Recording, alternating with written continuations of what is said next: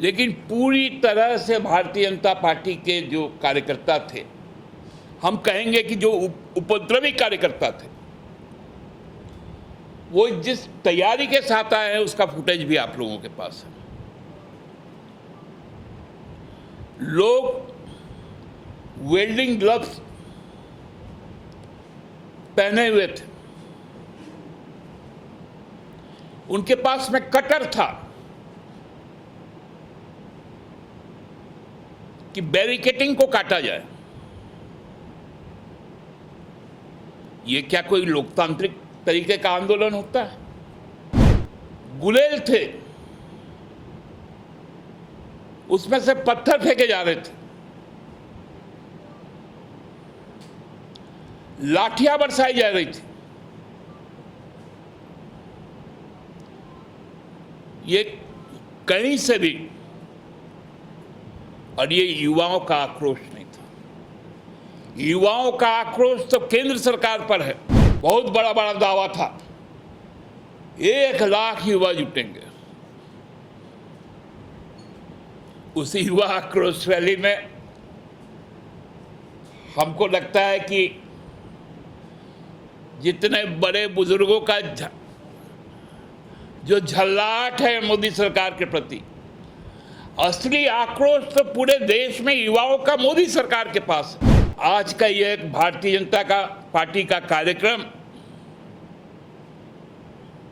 चूंकि झारखंडी जनों के हित का नहीं था,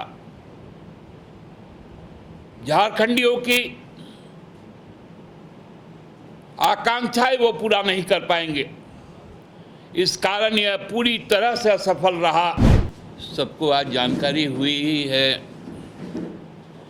कि पार्टी ने आज झारखंड के स्वाभिमान के लिए और उसके अधिकार के लिए पार्टी के कार्यकर्ताओं द्वारा पूरे राज्य में अधिकार मार्च निकाला गया।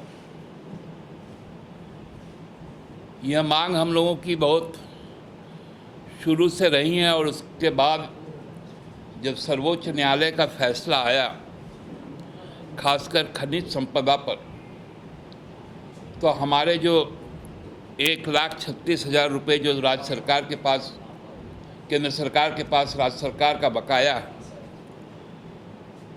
साथ साथ पूर्व में सभी दलों के सहमति से जो विधानसभा से पारित प्रस्ताव है, वो सरना धर्म कोड को लागू करने का मांग, क्योंकि 2025 में सर्वे होना है, सेंसस होना है, तो उसकी सुनिश्चितता हमारे वन अधिकार पर जो अतिक्रमण हुए, जो मिनरल्स बियरिंग एक्ट पे जो संशोधन की बात आई, इन सब के खिलाफ जो एक लंबी लड़ाई हम लोग लड़ने का काम कर रहे हैं। साथ साथ विपरीत परिस्थिति में सरकार का भी संचालन कर रहे हैं।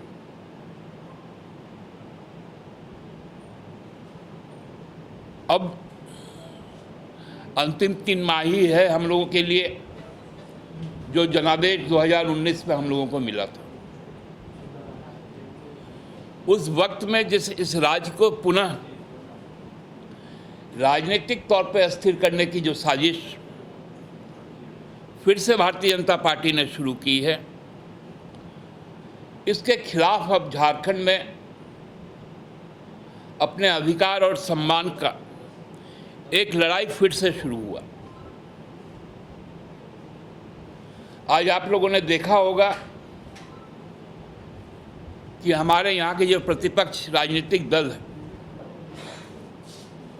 उन्होंने अपना एक कार्यक्रम आयोजित किया,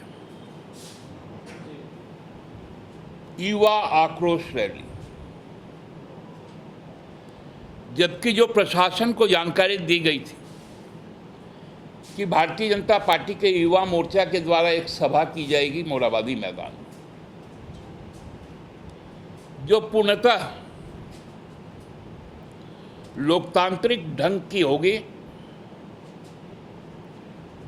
और जिसका परमिशन भी मिला,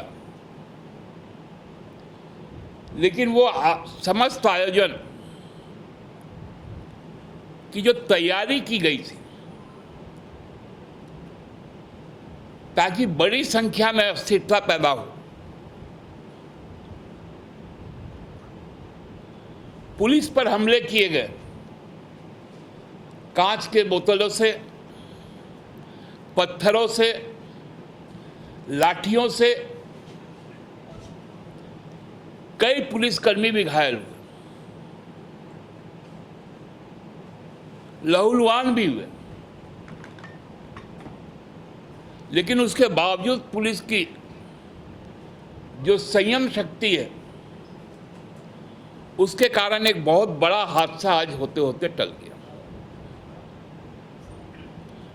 मैं धन्यवाद देना चाहता हूं रांची जिला पुलिस प्रशासन को कि पूरे मुस्तैदी के साथ जो अनुशासनहीनता था उसको उन्होंने रोकने का काम किया।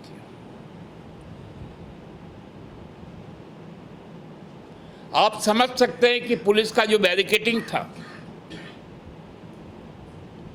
क्योंकि सभा स्थल पर कोई बैरिकेडिंग नहीं था, लेकिन जब सूचना मिली कि लोग वहां से चलकर मुख्यमंत्री आवास तक जाएंगे,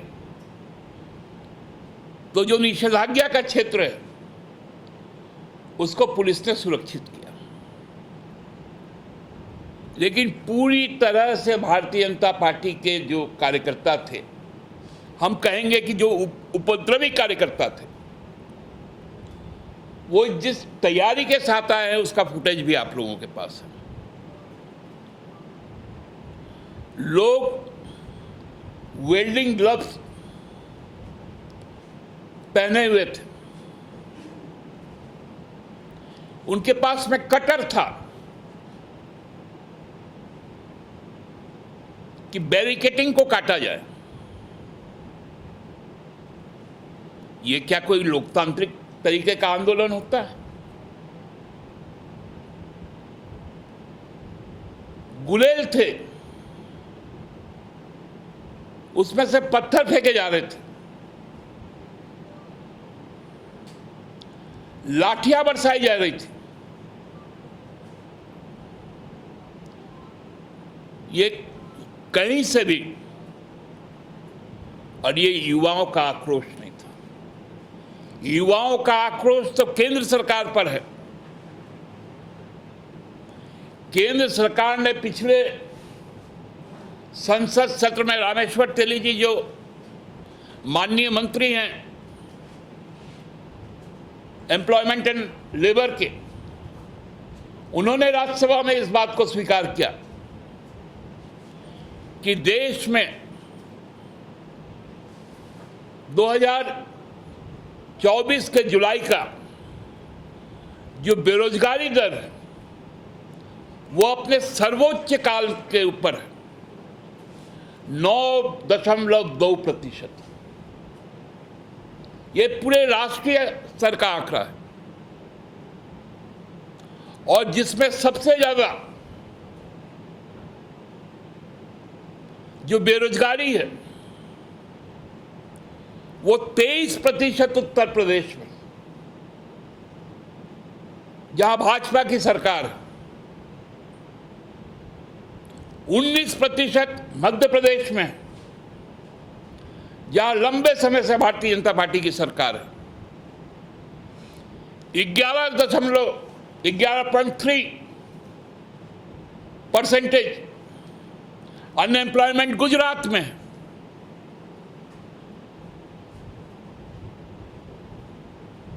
जहां भारतीय जनता पार्टी की सरकार आए, टॉप तीनों राज्य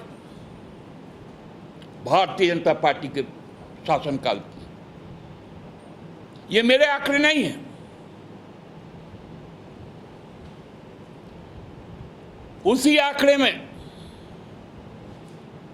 23वें स्थान पर झारखंड है,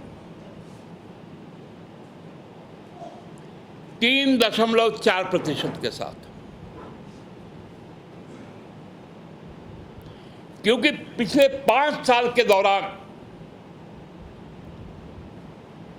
हमारी हेमंत सरकार ने जिस प्रकार रोजगार की तरफ ध्यान दिया, केवल सरकारी रोजगार नहीं,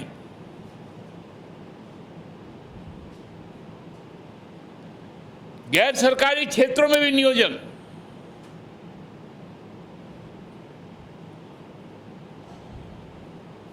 जो लोगों को रोजगार के वैकल्पिक उपलब्ध करवाए, मुख्यमंत्री ग्राम गाड़ी योजना,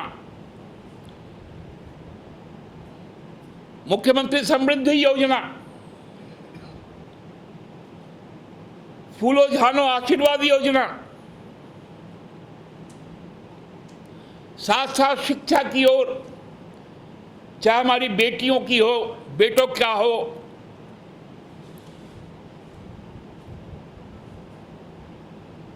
जो सामाजिक सुरक्षा है, सर्वजन पेंशन,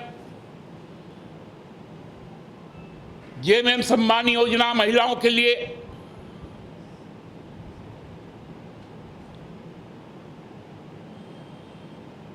ये तमाम चीजें को करने में जो दिक्कतें आई, फिर भी हमने अपने दायित्व से कभी पीछे नहीं हटे।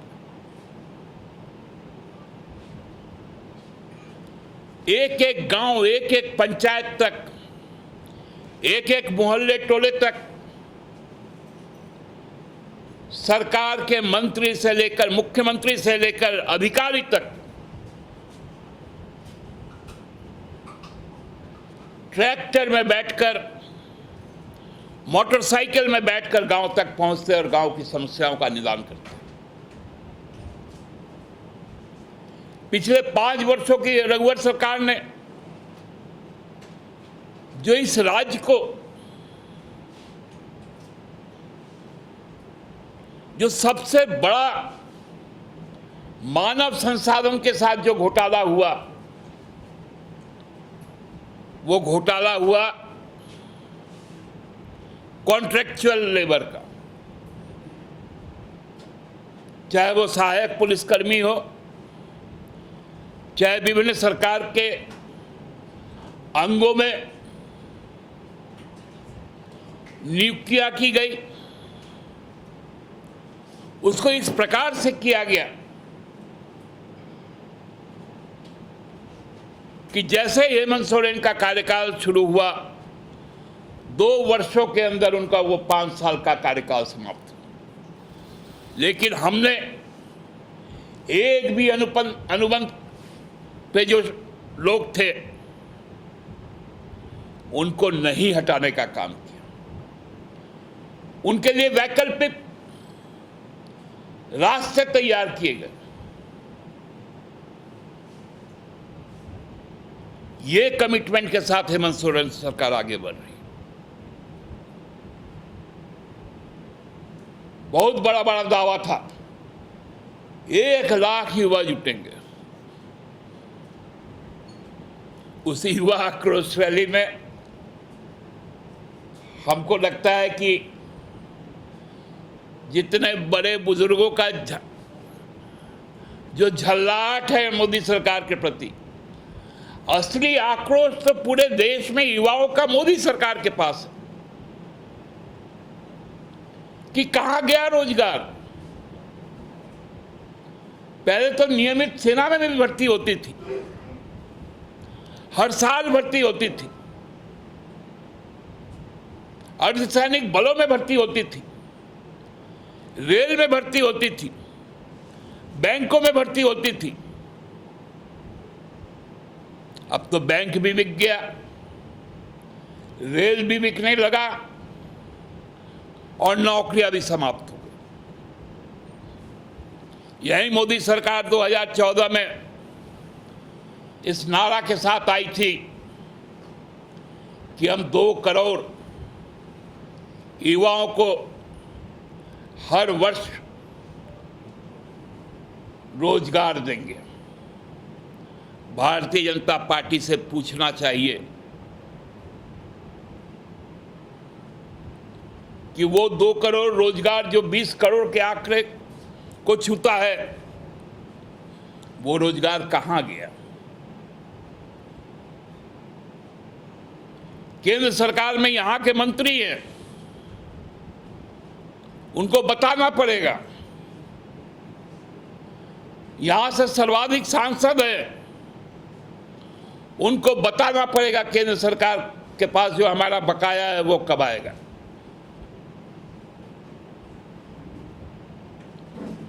हमारे यहाँ तो आवास योजना तक को रोकने का काम किया गया। 2022 के बाद प्रधानमंत्री आवास योजना का एक पैसा नहीं आया। राज्य सरकार ने उसके विकल्प में अपने संसाधन पर अब आवास योजना शुरू किया और लाखों लोगों को आच्छादित किया।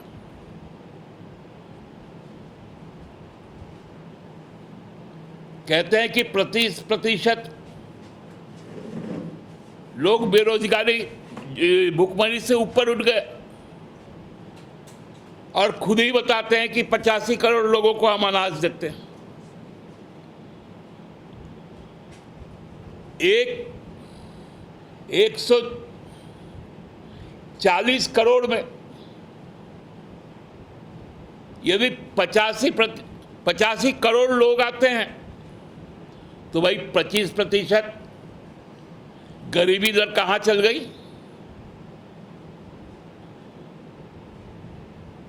जो फूड सिक्योरिटी एक्ट 2014 के पहले मात्र 22 करोड़ लोगों के पास था जिनको मुफ्त का अनाज मिलता था, आज वो 85 करोड़ हो गया। मतलब लोग गरीब से गरीब होते गए, रोजगार छीनते चला गया। और यहां पर बैठकर भारतीय जनता पार्टी के लोग, आपने देखा होगा कि उनके जो चुनाव प्रभारी हैं, मध्य प्रदेश के पूर्व मुख्यमंत्री माननीय केंद्रीय मंत्री कल रांची आए और भाजपा का जब असलियत देखा, लाखों के जगह हजारों में देखा, उनको खबर मिला, मुंह छुपाकर पटना चले गए। सच्चाई समझ में आ गया है हेमंत सोरेन की लोकप्रियता का। आसाम से जो बार बार उड़कर आते थे, अब उनका भी उड़ना बंद हो गया। प्रभारी जी को समझ में आ गया कि यदि इस रैली में हम रहेंगे तो किसानों का भी सवाल उठाएगा जेएमएम, एमएसपी का भी सवाल उठाएगा जेएमएम, हमारे कृषि क्षेत्र में जो सहयोग की बात है केंद्र के द्वारा, वह भी उठाया जाएगा। इसलिए यहां से भाग गए।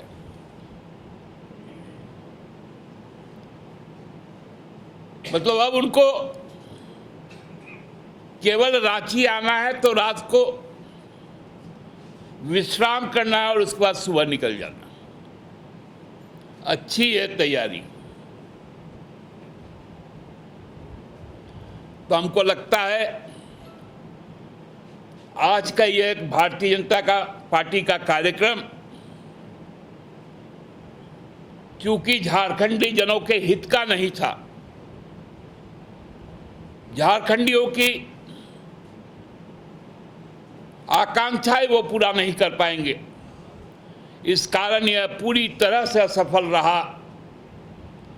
और जगह जगह जो आज अधिकार के लिए झामुमो के कार्यकर्ता उतरे, वो गूंज लोगों के दिलों तक पहुंची और दिलों से होते हुए दिल्ली तक भी पहुंचेगी।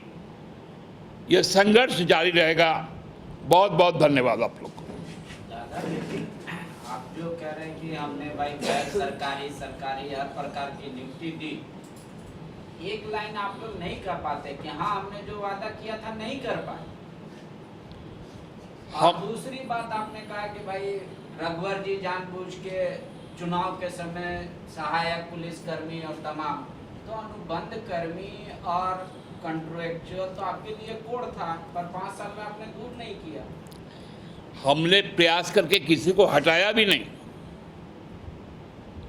कंटिन्यू रखा और तैयारियां कर रहे हैं हम सबको नियमित करने का।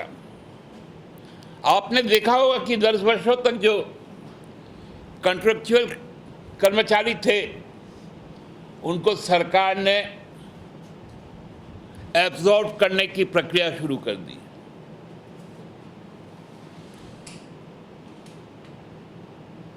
मेरे सीमित संसाधन में हम लोगों ने मैक्सिमम डिलीवर किया और उस डिलीवरी को डेंट करने के लिए लगातार केंद्र की जांच एजेंसियां, केंद्र की सरकार और भारतीय जनता पार्टी लगातार साजिशें रचती रही। हम सभी चक्रव्यूह को तोड़ते हुए आगे बढ़े। बड़ा आरोप बीजेपी ये लगा रही है कि आज के कार्यक्रम को विफल करने के लिए आप लोगों ने कटीले तार लगाए, बैरिकेडिंग कर दी है, लोगों को आने से रोका। देखिए, ये प्रेसिडेंस तो भारतीय जनता पार्टी ने शुरू की। कटीले तार लगाना, रोड पर कीले गाड़ देना, पूरी तरह से रोड को कंक्रीट से ब्लॉकेट कर देना, हाईवे के दोनों तरफ 40-40 फीट चौड़े और 60 फीट गहरे नहर खोदकर उसमें पानी भर देना, ये अत्याचार की चरम सीमाओं का निर्धारण करने का काम केंद्र सरकार के मोदी सरकार जी ने किया। आज इनको कांटा तार चुभा है क्या? चुभा होगा तो उनको भी ये भी चुभा होगा कि किस प्रकार से 700 किसानों ने अपनी शहादत दी, दिल्ली घुसने नहीं दिया गया। आज भी सिंधु बॉर्डर, शंभू बॉर्डर की स्थिति जाकर आप देख लें, आज भी वहां पर ब्लॉकेटिंग है। जो अमृतसर से दिल्ली की दूरी 6 घंटों में पूरी की जाती थी, आज उसी अमृतसर से दिल्ली आने के लिए आपको कम से कम 14 घंटे लगेंगे। ये है मोदी सरकार का प्रेसिडेंस, इसको हमेशा याद रखना चाहिए।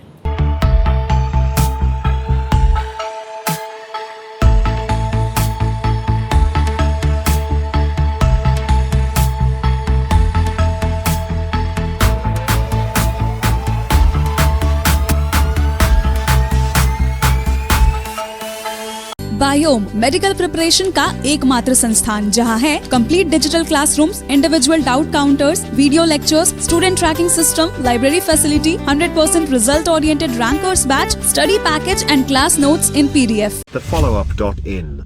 Like, share, and subscribe. www.thefollowup.in